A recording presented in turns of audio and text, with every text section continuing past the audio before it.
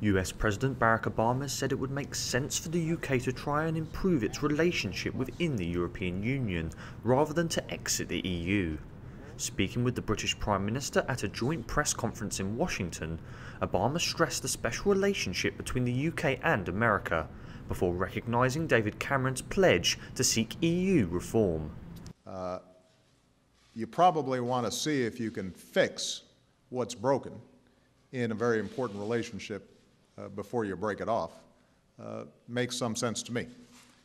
And I know that David's been very active in seeking some reforms internal to the EU. Those are tough negotiations. You've got a lot of countries involved. I recognize that. Mr. Cameron is visiting America whilst division in his party over EU membership is growing. In the past few days, senior Conservatives Lord Lawson and Michael Portillo have called for Britain to exit the EU, with Cabinet Ministers Michael Gove and Philip Hammond also saying that they would vote to leave if a referendum were held tomorrow.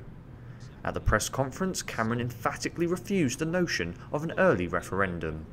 Look, there's not going to be a referendum tomorrow, and there's a very good reason why there's not going to be a referendum tomorrow, is because it would give the British public, I think, an entirely false choice between the status quo, which I don't think is acceptable. I want to see the European Union change. I want to see Britain's relationship with the European change and improve. So it would be a false choice between the status quo and leaving. The Conservatives are to publish a draft parliamentary bill to legislate for an in-out referendum on Britain's membership of the European Union, to be held by the end of 2017.